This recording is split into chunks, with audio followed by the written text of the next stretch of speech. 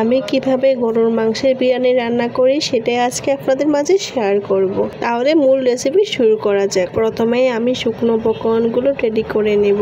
এক প্যাকেটের অর্ধেক বিরিয়ানি মশলা প্রথমে ঢেলে নিলাম। এরপর 2 চামচ মরিচ গুঁড়ো দিলাম। তারপর 1.5 চামচ জিরা গুঁড়ো দিলাম। তারপর দিব গরম মশলা, 2 চামচ গরম মশলা দিলাম। এরপর দিব স্বাদ অনুযায়ী লবণ। লবণটা প্রথমে কম দেওয়ার চেষ্টা করবেন, পরবর্তীতে লাগলে আবার দিবেন। গুঁড়ো মশলা রেডি করা শেষ।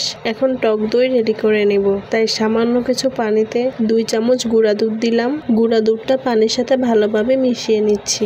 এখন দিয়ে দিব কিছুটা লেবুর রস। লেবুর রস দিলে দুধগুলো ছানা হয়ে যাবে, যেটা টক দই হিসেবে ব্যবহার করা হয়। বাসায় কোনো টক দই ছিল না, তাই এভাবেই বানিয়ে নিলাম। এখন টক দইটা এক সাইডে রেখে দিব, অন্যদিকে মাংসটা রান্না করে নেব। তাই চুলা জ্বালিয়ে দিলাম আর একটি প্রেসার কুকার বসিয়ে দিলাম। তারপর দিলাম পরিমাণ মতো তেল। এরপর পরিমাণ মতো পেঁয়াজ কুচি দিয়ে দিলাম। তারপর দিব কয়েকটা তেজপাতা, কয়েকটা দারুচিনি, কয়েকটা লবঙ্গ, সাথে দিব কয়েকটা এলাচ।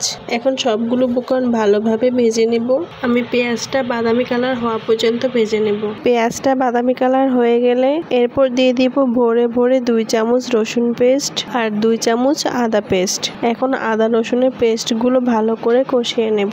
আদা রসুনের পেস্ট কষানো হয়ে গেলে দিয়ে দিব সেই রেডি করে রাখা গুঁড়ো মশলাগুলো। এখন সবগুলো উপকরণ ভালোভাবে মিশিয়ে নিব। মিশানো হয়ে গেলে এর মধ্যে দিয়ে দিব রেডি করে রাখা টক দই। এখন টক দইয়ের সাথে উপকরণগুলো ভালোভাবে মিশিয়ে নিব। মশলাটা কিছুক্ষণ কষিয়ে নেওয়ার পর যখন মশলার গায়ে থেকে তেল উপরে চলে আসবে, তখন সামান্য গরম পানি দিয়ে আবার ভালোভাবে মিশিয়ে নেব। এখন আবার সেই মশলাটা কিছুক্ষণ কষিয়ে নেব। মশলাগুলো ভালোভাবে কষিয়ে নিলে মশলার আর কাঁচা গন্ধ থাকে না। তাই আমি নেড়ে চেড়ে মশলাগুলো ভালো মতো কষিয়ে নিব।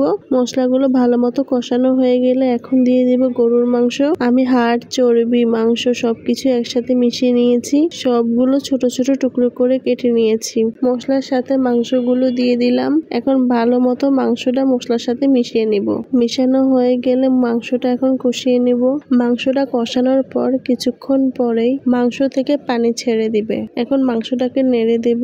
মাংস থেকে পানি শুকানো পর্যন্ত মাংসগুলোকে ভালো মতো কষিয়ে নেব। তারপর মাংসের পানি শুকিয়ে গেলে তখন এর মধ্যে পরিমাণ মতো গরম পানি দিয়ে দিব। এরপর প্রেসার কুকারে ঢাকনাটা ভালো মতো লাগিয়ে দিলাম। প্রেসার কুকারে 3টা সিজ দেওয়ার পর প্রেসার কুকারে ঢাকনাটা আবার খুলে দিলাম। দেখলাম যে মাংসটা সিদ্ধ হয়ে গিয়েছে। এখন মাংসটাকে নেড়ে টুকরো করে রাখা আলুগুলো দিয়ে দিব। আমি আলুর সাইজটা একটু বড়ই রেখেছি। এখন সবগুলো আলু দিয়ে দিব। এরপর দিব কয়েক টুকরো টমেটো। এরপর দিয়ে দিলাম কয়েকটা কাঁচামরিচ। এখন সবগুলো উপকরণ ভালোভাবে মিশিয়ে নেব। এখন আবার প্রেসার কুকারে ঢাকনাটি লাগিয়ে দিলাম। প্রেসার কুকারে 2-3টা সিজ দেওয়ার পর প্রেসার কুকারে ঢাকনাটি খুলে দিলাম। এখন আমার সবগুলো উপকরণ ভালোভাবে সিদ্ধ হয়ে গিয়েছে। এখন এটা এক সাইডে রেখে দেব। অন্যদিকে আমি একটি কড়াই নিয়ে নিয়েছি।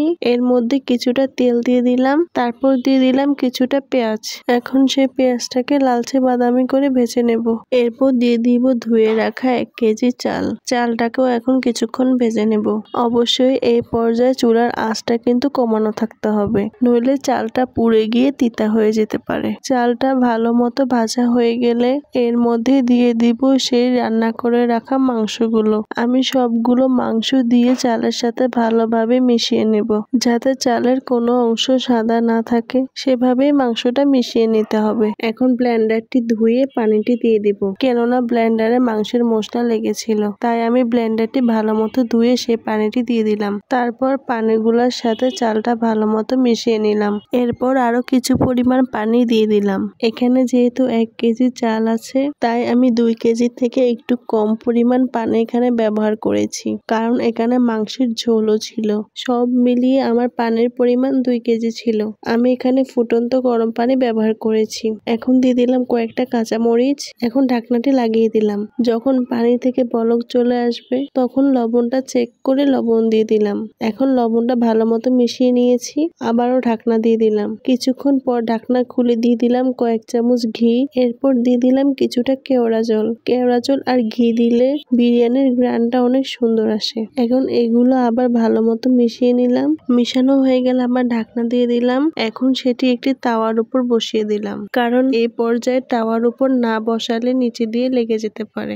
অবশ্যই চুলার আঁচটা কিন্তু লোতে রাখতে হবে। আমি প্রায় 20 থেকে 30 মিনিটের মতো তাওয়ার তাওয়ার উপর এভাবেই রেখে দিলাম। এই যে আমার এখন বিরিয়ানিটা রেডি হয়ে গিয়েছে, চালটাও নরম হয়ে গিয়েছে, আমার বিরিয়ানিটাও ঝরঝরা হয়ে গিয়েছে। বিরিয়ানিটা রান্না করার পর আমি তো আর লোভ সামলাতে পারি নাই, তাই গরম গরম থাকা অবস্থায় তাড়াতাড়ি খেয়ে ফেললাম। আমার কাছে এই বিরিয়ানি রান্নার রেসিপিটা খুবই সহজে লাগে। সাধারণত আমি এভাবেই বিরিয়ানি রান্না করে থাকি। এভাবে বিরিয়ানি রান্না করলে অনেক মজা হয়। আশা করছি আজকের এই ভিডিওটি আপনাদের কাছে ভালো লাগবে।